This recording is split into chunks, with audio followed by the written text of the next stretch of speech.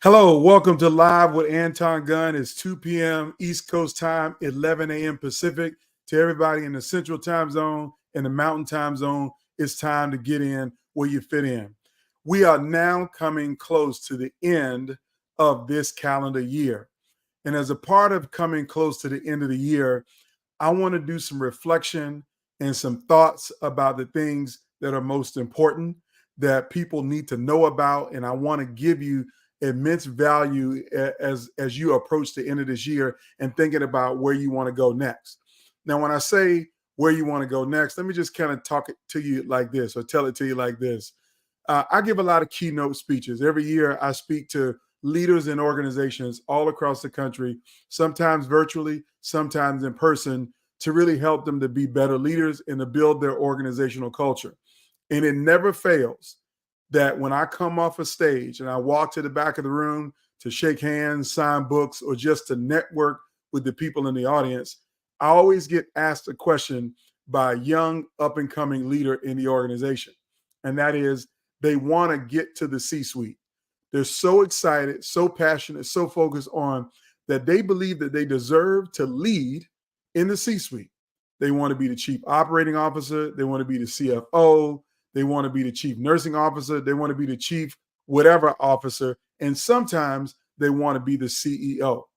And so they always ask, Anton, can I pick your brain? Can I get your thoughts? I want to get your ideas around my game plan because they just heard my keynote, which lays out some very fundamental steps on how to improve yourself as a leader, how to have an impact that keeps your best people, build a great culture, and to help your organizational thrive.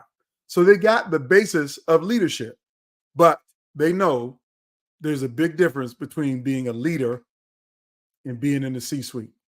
That getting to the C-suite requires a little bit more because it's a small group of people that are in the C-suite.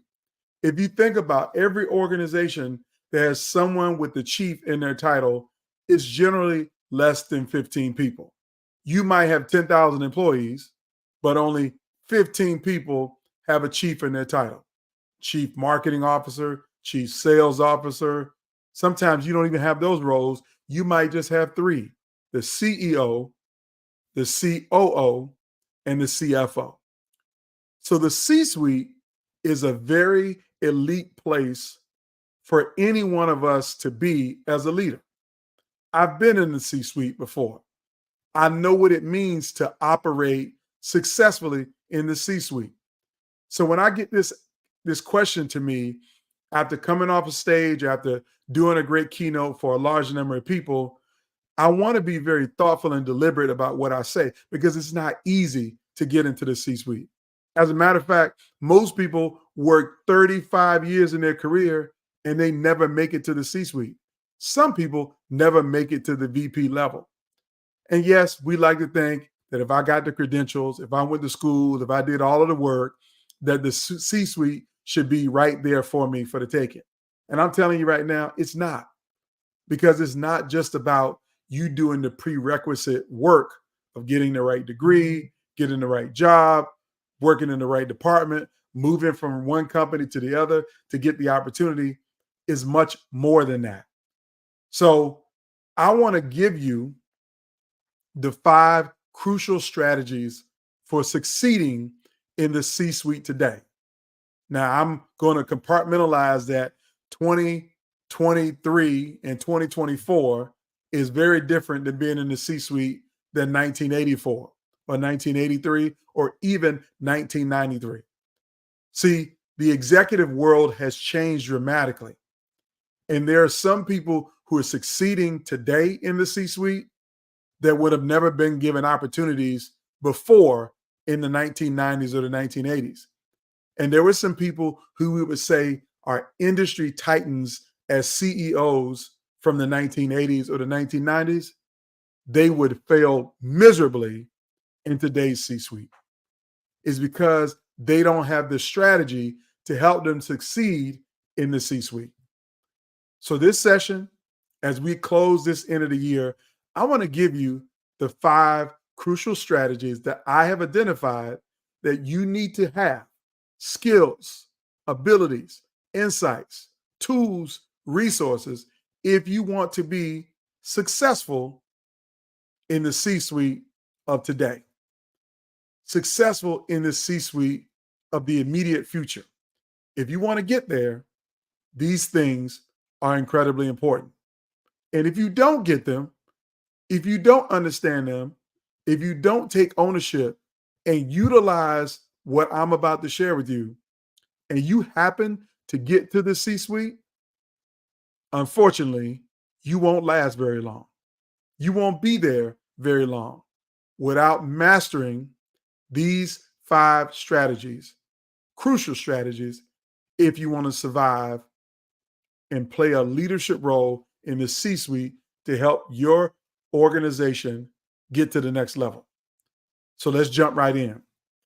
The first thing you need to do if you want to make it to the C-suite and succeed and thrive in this current environment, the first thing you need to do is you need to develop a clear and compelling vision.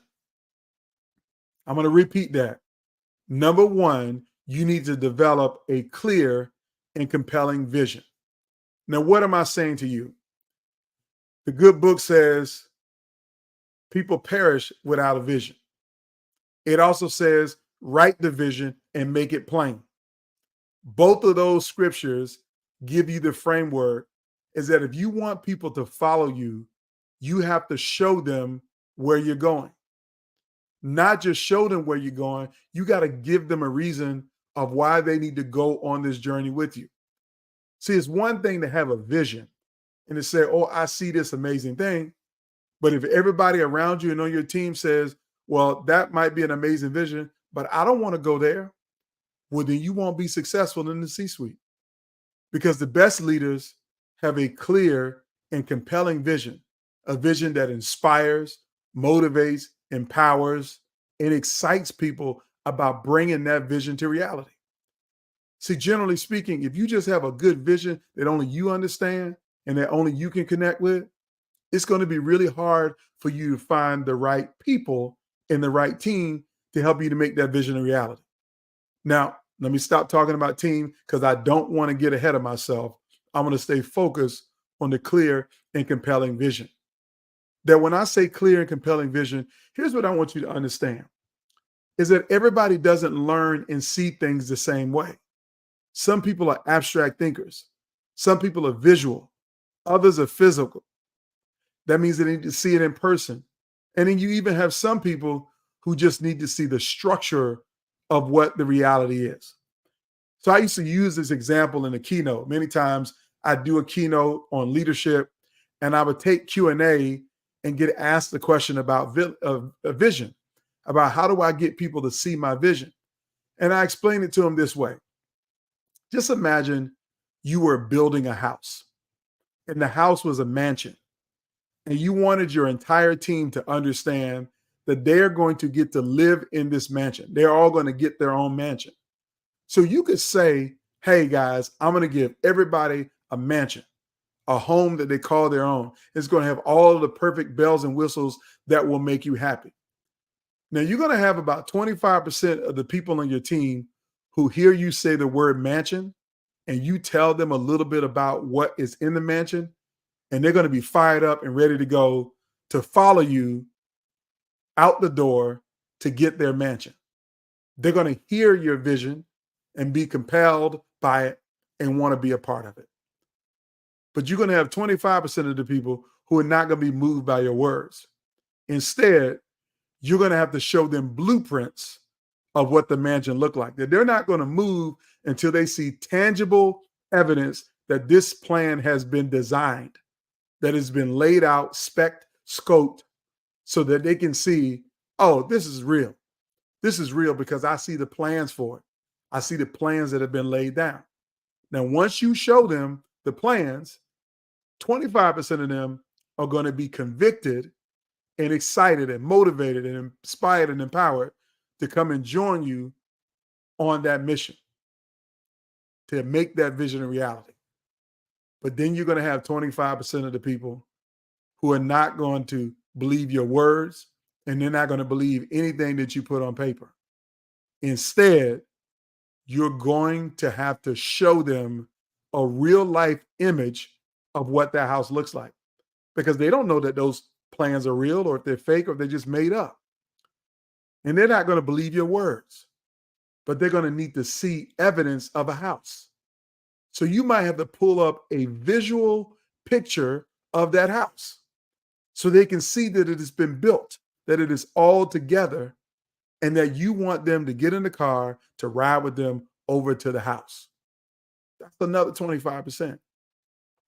So at this point, you got 75% of your team who heard the vision, seen the blueprints, and you showed them a physical manifestation of the house. But then you have 25% of the people on your team who are naysayers, who are doubters, who are not going to believe in your words, not going to believe on what's on paper. And yeah, you could be showing them a picture, but you're showing them a picture of somebody else's house, not the one that you're promising them. But to get that last 25%, you might need to pull out a key, put them in a car, drive them to the house, open the door, and let them walk in before they even believe that this is real. So I'm telling you right there, that bottom 25% or that last 25% are not going to believe it until they feel it. Not see it, not read about it, not hear you talk about it, but they're going to need to feel it. They're going to need to be in that house. So if you want to succeed in the C-suite in this modern day, you got to know what percentage of your team is in that first group, second group, third group, and fourth group. And you got to speak to all of them so that they understand that they're a part of the vision that you've laid out. That's what great C-suite leaders do. Now, here's the second part of this strategy to succeed in the C-suite is that you need to communicate effectively and often. And I guess laid out for you what effective communication looks like. Effective communication is words. Effective communication is body language. Effective communication is the tone of your words. That you got to communicate effectively and understand that people hear things differently. You know, the worst leader in the world is the one that thinks that just because you send out an email that everybody is going to read it. Email is not 100% effective communication because some people get so overwhelmed with email that they're not going to read your email. And that's the only way, if that's the only way you're telling them about what's going on, then you're not communicating effectively. Some people like to communicate only text or Slack channels or WhatsApp groups. That's not effective communication because some people get overwhelmed with volumes and volumes of chat information. And just because you say, I put it in the chat, or because I put it in the group me, or because I put it in the WhatsApp, doesn't mean anybody's going to see it. That's not effective communication. And also, just because you do a town hall meeting and expect everybody to show up in the town hall meeting doesn't mean that they're going to come. Doesn't mean if they do come that they're actually paying attention to what you're saying in the town hall. So the best leaders are the ones that communicate across all channels of how people receive information. See, communication is a two-way street. You have to have a sender and you have to have a receiver. And the sender is responsible for making sure people receive, particularly if you're a leader. So this means you got to find the effective ways to communicate, and you also need to communicate often. See, old school marketing would tell you telling somebody something one time and expecting them to catch it is a fool's errand. Telling them 2 times is also a fool's errand. Well, let me just cut through the chase. You might have to tell them 7 to 25 times before they actually get it. That's what the marketers would tell you. That sometimes people need to hear something 7 times before they start to recognize that this message is for me. Definitely before they even think about applying it. So I'm telling you right now that you have to communicate effectively and often. That is the second strategy to succeed in today's C-suite. Now, here's the third strategy.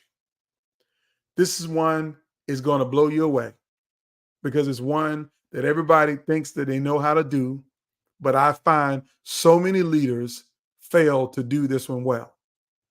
And that is foster a culture of innovation and collaboration.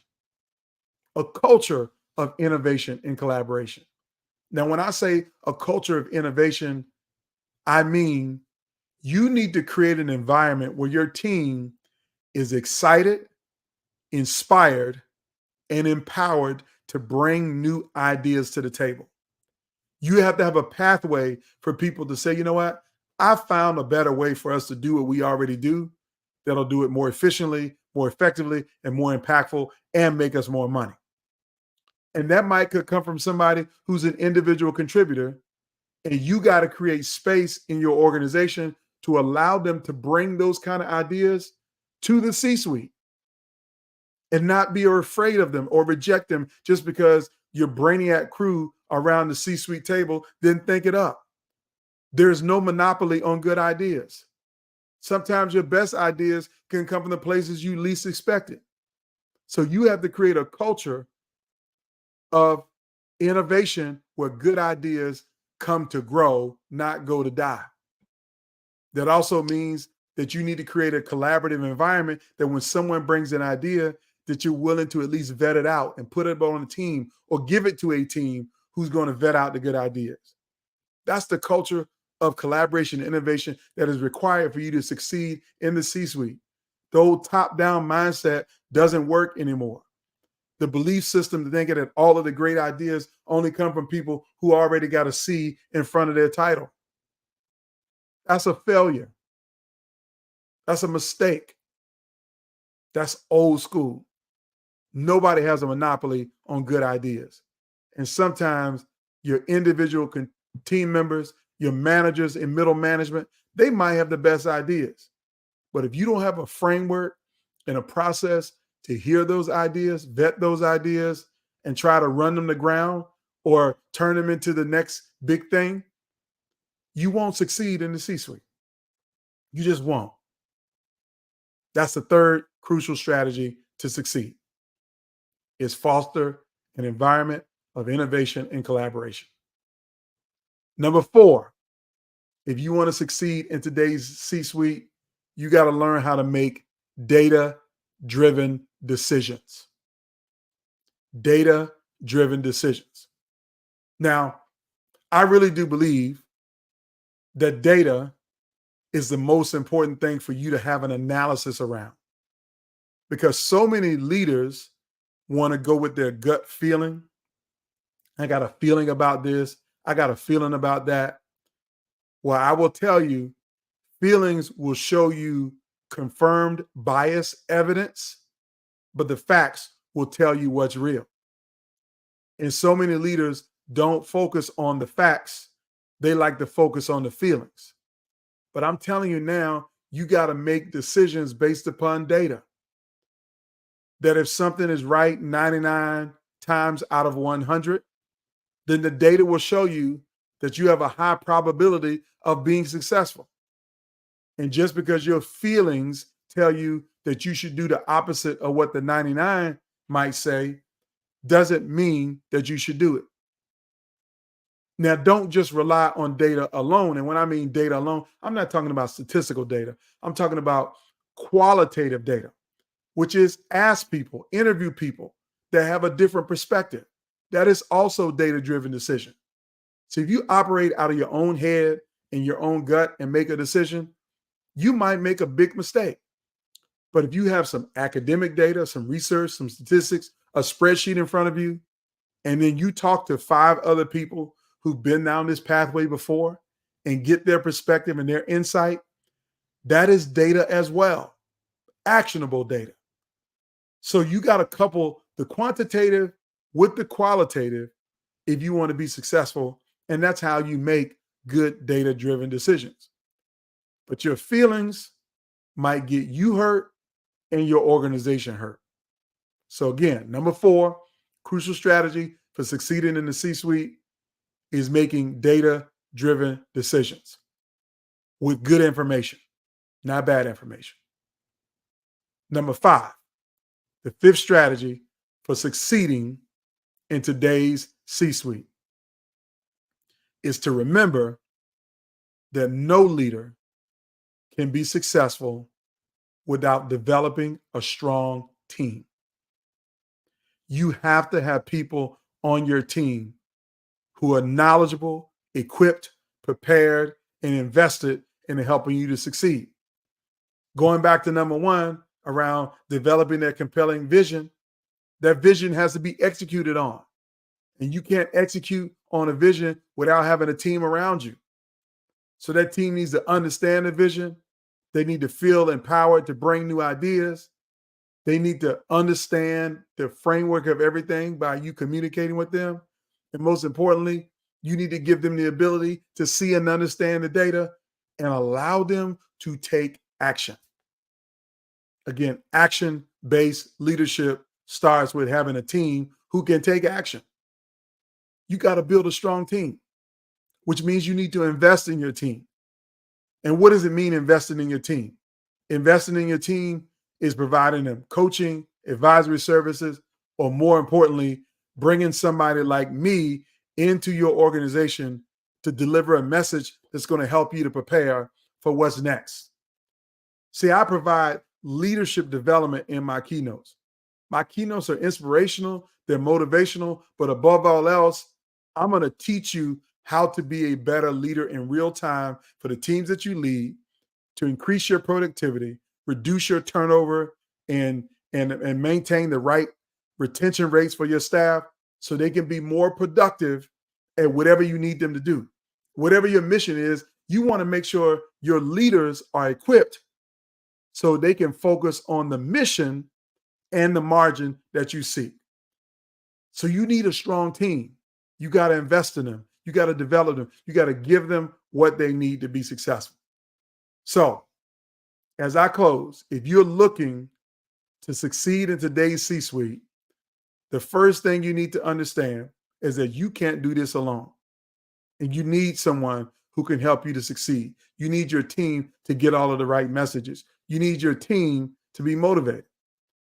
But the only way your team is going to be motivated is if you, number 1, develop a clear and compelling vision. Number 2, communicate effectively and often. Number 3, foster a culture of collaboration and innovation. Number 4, make data-driven decisions. And number 5 is to develop a strong team. If you do that, if you start working on that now, that by the end of next year, you will be a better leader, you will have a better team, you will have a bigger impact, and yes, maybe you will be the C-suite leader that everyone admires. I want to thank you for watching. If this message made sense to you, added value to you, I want you to share it with a friend, because I would hate for you to keep all of this great information for yourself, but I want you to share it with other people. And if ever I could be of assistance to help you and your organization for your upcoming leadership event, your upcoming meeting, make sure you send me a direct message or put a note in the comments. My team and I will be happy to follow up. Have a great day.